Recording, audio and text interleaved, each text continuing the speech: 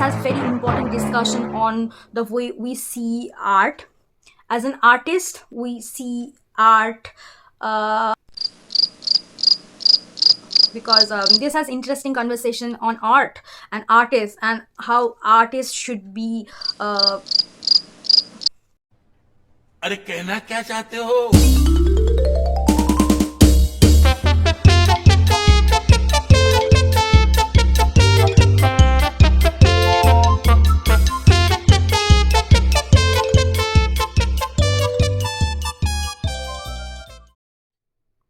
I'm here with another interesting video where I'm going to talk about all the books I have read in the last 3 months, and not just all the books because that will be very long video, and not every book I think is worth mentioning because I wanted to only include all the books that actually are like 4 to 5 star, and I have different types of suggestion for you. You will also love these books.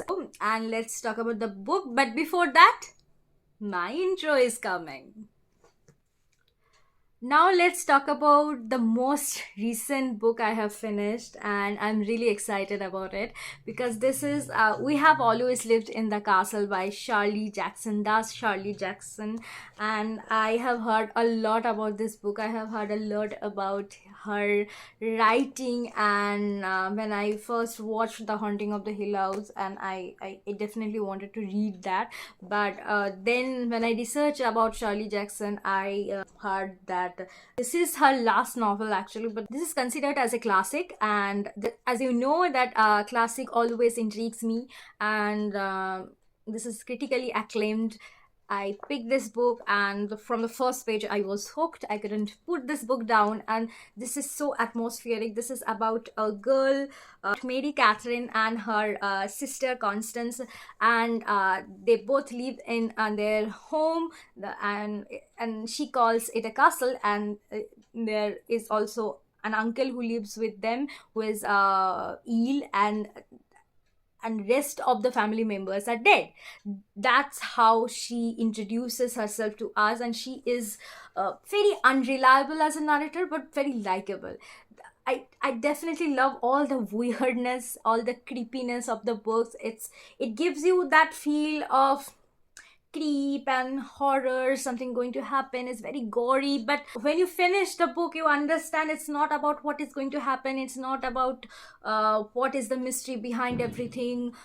It's just about the way we see the world and the way we consider other things, social norms, to be normal, and anything different than that we consider them to be weird. And in societal standard, Mary Catherine was weird, and she had all this visual disgust for the villagers, and this also has a very detailed layer discussion on class, economical class, which is very very brilliantly done here, and also about individuality, also about following rules and being punished when you are a child, about your own traumas. It's so complex, and it's complex in a good way.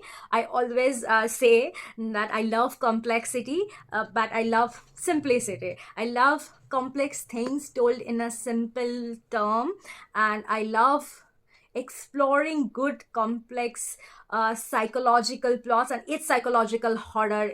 I don't know if it's horror because I was not horrified, but I was literally loving the unreliable narrator. I was literally loving the way she sees the world and the way she wants to protect her sister, and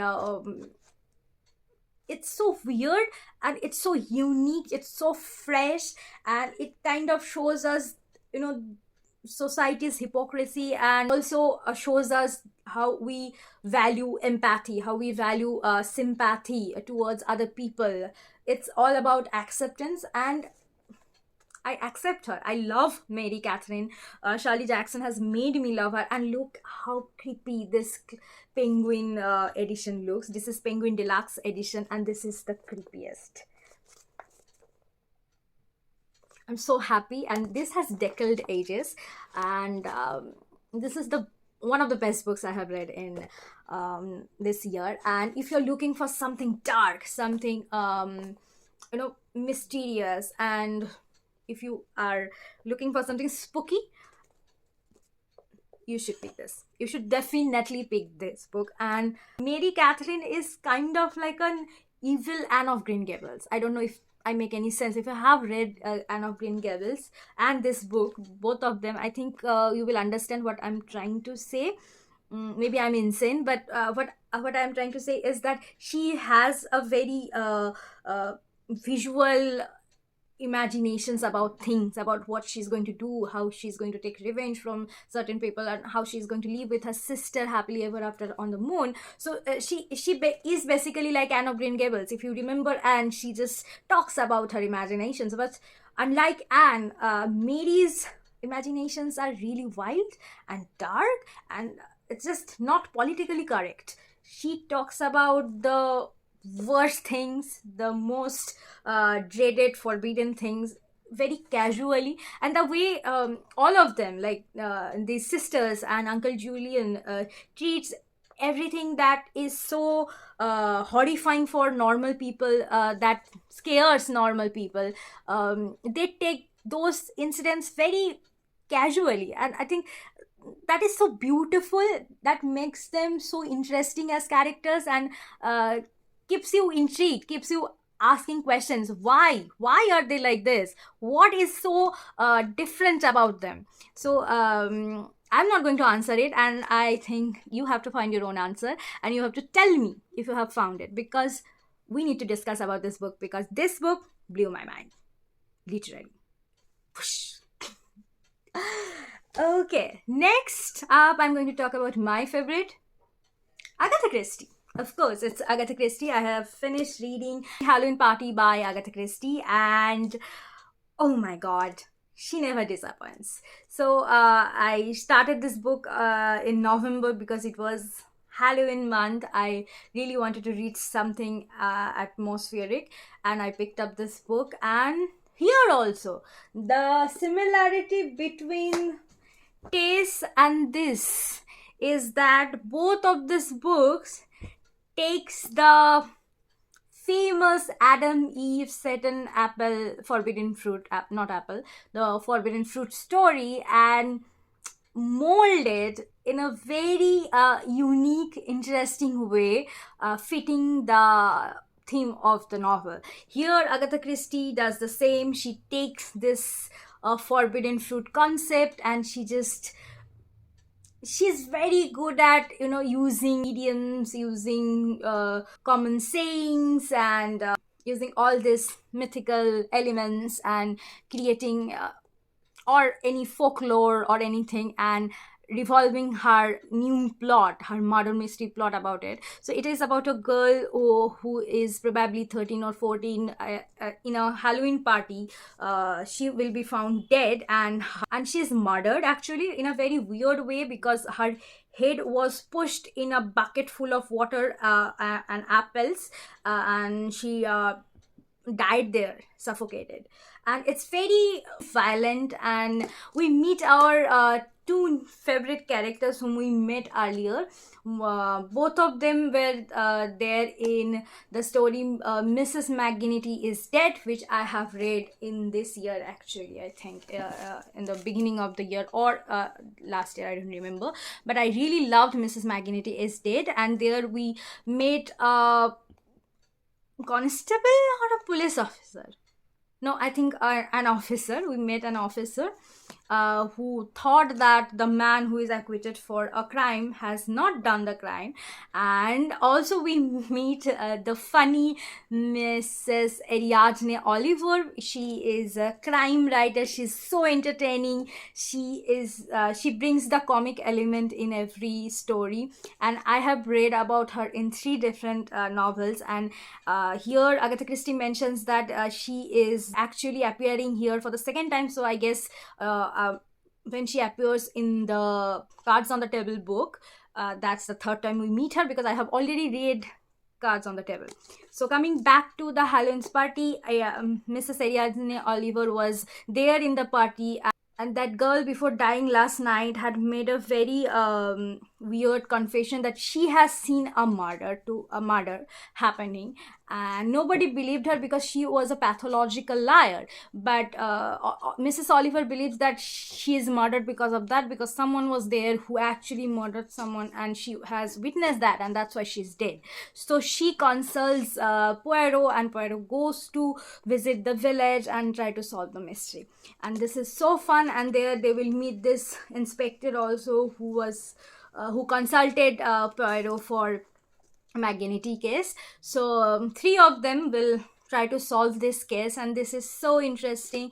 And this has interesting conversation on art and artists, and artists needs money for their creation, but people who have that money should be convinced. And it's also about selling the idea of the artist and convincing those people to give the artist the money. So this conversation was really interesting. And another conversation was going on at the time, the theory of serial killers and their psychological motivation behind serial killing, their childhood traumas and their lifestyle, the class system. Everyone was talking about the criminal psychology. And here we get the vision of that also, that people of the village believes that the girl is a victim of a sick pervert who was sexually attracted. He murdered her violently because this type of things are happening, and everybody is taking this psychological explanation as an excuse not to look at the case from the different angle, and Poirot will do so. And it has a brilliant conversation on punishment, on young criminals and adolescent boys, how their minds work, how they see women, and why there is an urge to commit crimes. Is it really all psychological without motive, or sometimes it's about motive? So is it the same old murder with motive, or is it just the murders which psychologists talk about, write about, and which is going to be very difficult for Poirot, because if there is no reason to murder her, if it's just done out of vexation, the criminal should be out there killing other people also. So it will be very difficult to locate him. And also if it's psychological, it will be a very dark explanation for what happened to her. The thing is, I really like that, because in this era now we are really intrigued by all the true crime shows on Netflix. We actually binge them, and we try to find out what is wrong with these criminals. And this book talks about the beginning of those thoughts, beginning of those thinking. So I think you will find that aspect of this book very interesting. And other than that, it's Agatha Christie. She knows how to do it, and she has done it again. She has impressed me, she has convinced me. I can trust her blindly. So the next best book that I have read recently is A Streetcar Named Desire by Tennessee Williams.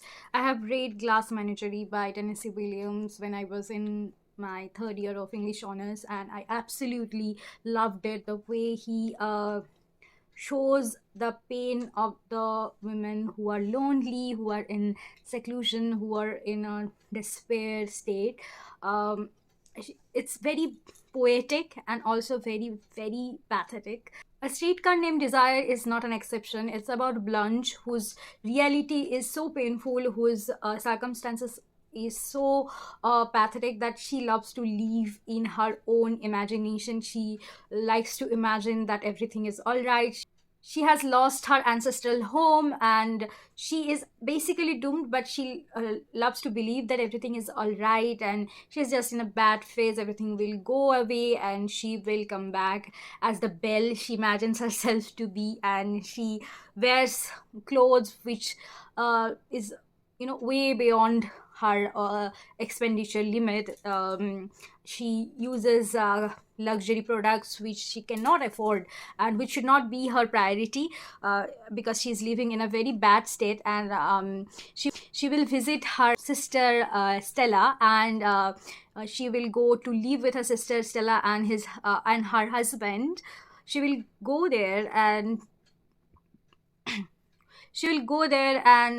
start living with her sister Stella and the husband of her sister Stanley. And Stanley dislikes everything about Blanche. According to him, she's characterless, she's fake, and she's acting, and she's coming between him and Stella, and she's making everything difficult. And Stella is also changing, so he just wants her to go.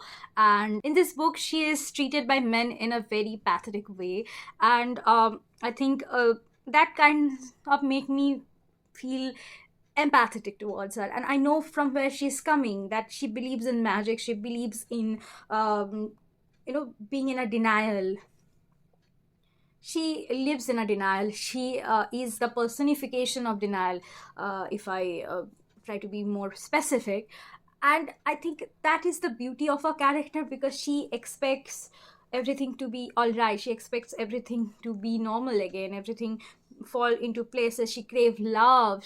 She craves love. She craves affection. She craves understanding. And she just wants you to believe her imagination and just support her not to break the glass menagerie she has built.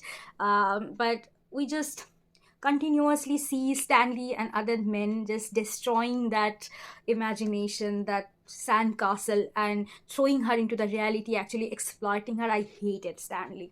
And I am pretty sure that I'm going to hate Elia Kaz's Stanley, played by Brando, because yes, I don't know how many of you will actually agree with me, but I think she deserved to be treated with a lot more kindness, which Stella tried to do, but she was kind of dominated by Stanley. And another relationship was really toxic, according to Blanche, and it was in a way toxic, because they were verbally abusing each other, they were hitting each other, and it was messy, it was dirty. And but it's just very different from the society Blanche expects to be surrounded by. But Blanche is not the one to blame here, because I think the way we drive her to mental asylum, the way she's dragged in the mental asylum, and the way she's treated with the cruelty, and I just wish that she was treated with more kindness. And yes, that is a kind of insanity to live in that imaginary world for like forever, and just not accepting your reality. But the way it is done to her, it is very, very cruel, and it just made me very sad. But it also made me really admire Tennessee Williams. And this edition by Fingerprint is so brilliant, because I was not expecting to have this bit. This is an interview taken by Tennessee Williams, of Tennessee Williams. It is actually an essay, but it is written in the style of interview. It has the insight on Tennessee Williams' subject, when he why he chooses something like this, or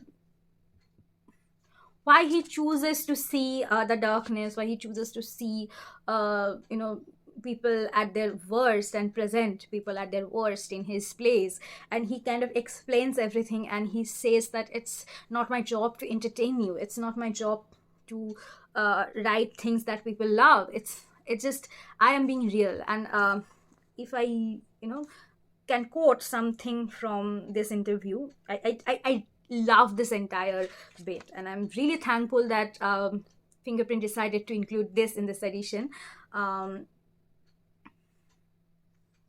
And he kind of explains that the way he chooses these morbid plots to tell the stories. And the interviewer, who is also Tennessee Williams, asked himself that, why do you do that? Do you think that your life is also morbid? And he says that yes, it is, and it's kind of a psychotherapy for me. My writing is a therapy. And here he asks himself, you think the world is going mad? And he answers, this is so beautiful, going, I would say nearly gone. As the gypsy said in Camino Real, the world is a funny paper read backwards, and that way it isn't so funny. How far do you think you can go with the tortured view of the world? As far as the world can go in its tortured condition, maybe that far, but not further. So you understand, he's not going to stand there and tell you sweet tales like Blanche expect others to do. He's there to tell you all the darkness of this world. He's going to make you feel the madness which he feels inside his head. He's going to constantly remind you of the exploitation we see on a daily basis, or we refuse to see on a daily basis. So he decided to present you the terror, the despair, the darkness, and which is devoid of any kind of beauty, and which ruins all kind of imaginary beauty that we seek so desperately to escape our truth, our reality. He just is kind of playing Stanley in his reader's life. And yes, I admire this man. And there is another play by him which I really want to read. This play is very short, and this is a commentary on women's psyche, and there is a kind of a, it has a lot to do with the kind of expectation we have about women's, and in a certain way I think this play also shows you the need of women of that era to have a kind of a reputation, and also have to avoid getting into trouble, and also be sheer women who has literally no skill to have a decent profession, because Blanche was a teacher and I think then she was fired, and who has no other skill to survive in this men's world except their beauty. And it's just sad, and it's just very difficult for women like Blanche to survive in this world, and also not get judged constantly for not being decent enough, for not having a clean character. So it shows that difficulty, and it shows what has driven her in this state of insanity. And you should definitely read this, and it will depress you. I should warn you that it is going to depress you, but it is so beautifully crafted that I was sad, but also I think I was satisfied, and I had a feeling that yes, everything is all right with the world. I just felt very relaxed after reading that. So yes, pick this edition, and this is probably going to break your heart. Sometimes we readers feel like we need a good cry. This book will not give you a good cry. I don't think this will make you cry. This will just make you like sad, and you will think about this book often. So yes, that is another best book I have read recently. And the last book I'm going to talk about, actually I have finished it fast. This is the first book I finished, and in October I think, and I was like waiting to include this book in my videos, because I was not being able to fit it in any videos, because I was focusing on more thematic videos at that time. But yes, I have finally managed to include this in my videos, because this is very interesting and very different kind of a read for me, because I generally don't read romance, because I love romance in a plot. I love romance as a subplot, but whenever I chose romance, whether it is a young adult or an adult, I didn't like it, because it's always about these two characters, and nothing matters for them except love, and it's just so unrealistic. I just need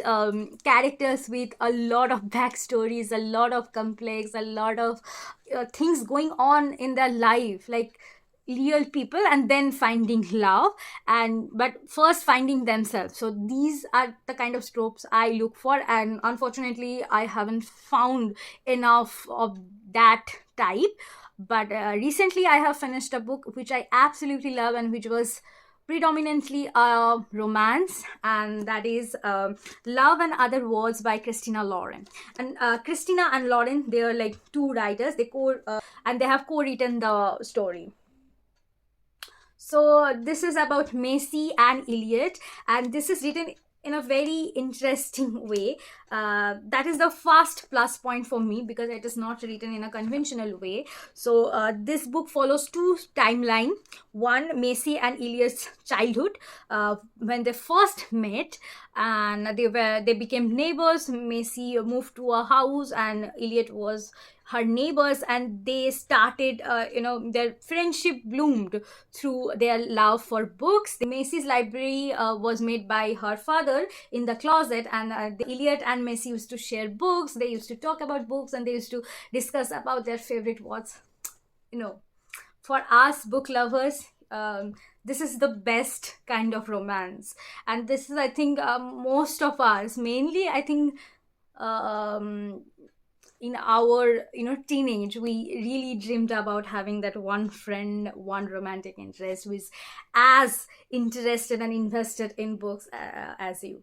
So coming back to this book, so now another timeline talks about Macy and Ilias present time, where they meet each other accidentally again, and we know that they're not in touch, and there something happened, something bad happened between them, something separated them, but we don't know what. So we see the tension, we see Messi trying to avoid him, and they both have relationships, and we know nothing what happened. So eventually we go forward with their childhood's timeline, and we come backward and also forward with the current timeline. It's very interesting. It's like reading about four characters, but actually reading about two characters, and you see how time has changed and what actually happened. And what actually happened is very, very shocking, and it actually shocked me. But I love the simplicity, I love the reference of books, I love their favorite books give you the idea of their character, and the character traits, and why they love each other, we get to know that. But it also about friendship turned into love. It's about your love for books. It's everything is done so perfectly in the book, and I think this is the first romance that I loved, and I have no complaint about it. And I was looking for this book for a very long time, though it was available online, but I was looking for this particular cover because I love this cover, and I finally got this cover from an online shop.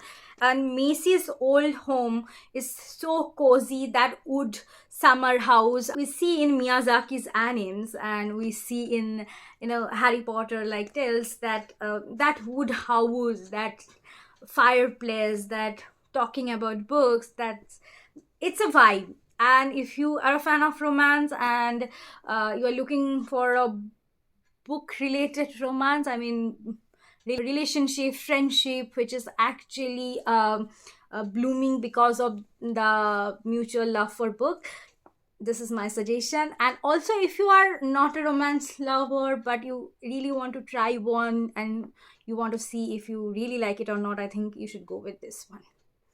I would warn you, this is very slow paced at first, because this will give you like the backstory and the other introduction of the other family members. So you will have to be patient to know everyone, to know the situation, what happened in the past, what is happening in the present. And probably it will be very difficult for you at the beginning to relate to the characters, because we know literally nothing about them. And it was very difficult for me also at first, because I was in like 30 to 40 pages I was not actually caring about Macy or Iliad, mostly about Iliad, because there's another problem I noticed whenever I pick up any romance book. I think men are sometimes treated like an object of desire, which we generally see happening in patriarchal system with women in romance books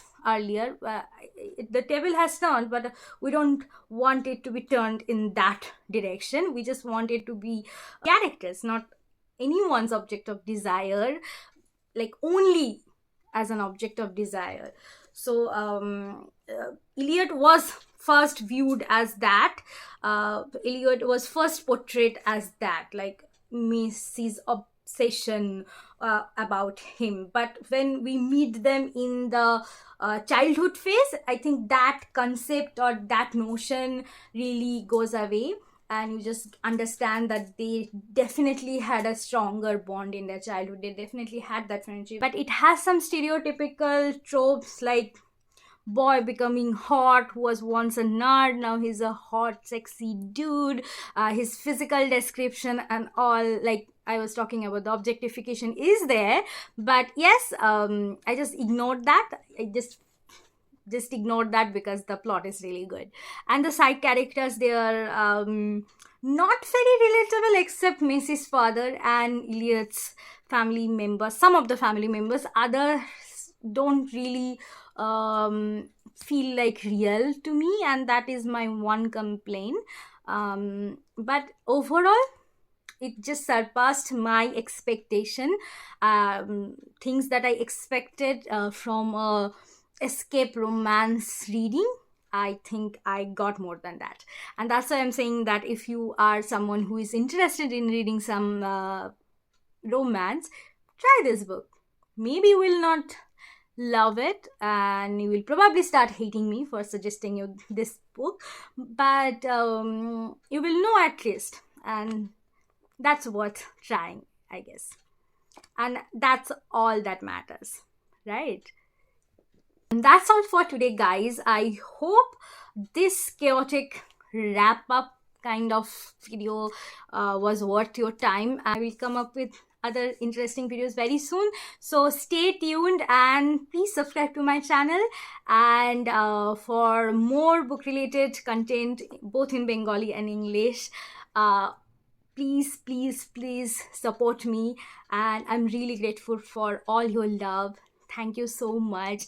And read more books, share your thoughts with me, and be happy, because books are your best friend. And money can't buy happiness, but they can definitely buy books. And even if you can't buy books, go to a library and pick your book. So bye bye, tata, see you soon.